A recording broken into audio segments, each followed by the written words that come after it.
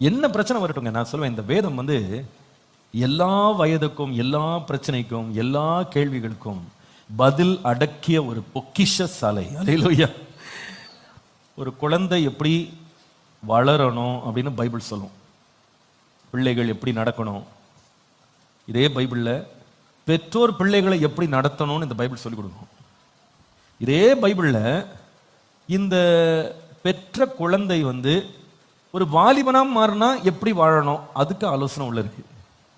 வாலிபனான பிள்ளை ஒரு மனைவியை கண்டடையணும்னா எப்படி கண்டடையணும், ஒரு புருஷனை கண்டடையணும்னா எப்படி கண்டடையணும் அதுக்கு ஆலோசனை இருக்கு. கணவன் மனைவின்னு சேர்ந்தாச்சு, ஒரு கணவன் மனைவி எப்படி இருக்கணும் அப்படின்றதுக்கு இந்த வேத புஸ்தகம் ஆலோசனை நிறைந்ததா இருக்கு. இந்த வேத புஸ்தகத்துல ஒரு தாத்தா பாட்டி எப்படி இருக்கணும்னு பைபிள்ல வசனம் இருக்கு. மாமனாரா எப்படி இருக்கணும், மாமியாரா எப்படி இருக்கணும், எப்படி நடத்தணும், ஒரு உறவுக்கும் எல்லைகள், அதற்கு வேண்டிய ஆலோசனைகள் எல்லாத்தையும் ஆண்டவர் பைபிள் அடக்கி வச்சிருக்கிறார். ஒவ்வொரு பிரச்சனைக்கும் தீர்வு இந்த பைபிள்ல இருக்கு, எல்லா கேள்விகளுக்கும். இதற்கு ஒரு மனுஷன் முதல் இடத்தை கொடுத்து, உம்முடைய வேதம் என் கால்களுக்கு தீபம், என் பாதைக்கு. நீங்க பொதுவா நீங்க ஒரு இடத்துல நடந்து போறீங்கன்னா அந்த பாதையில வெளிச்சத்தை எங்க செலுத்துவீங்கன்னு கேட்டா, உங்களுக்கு பின்னால இல்ல, உங்களுக்கு முன்னால.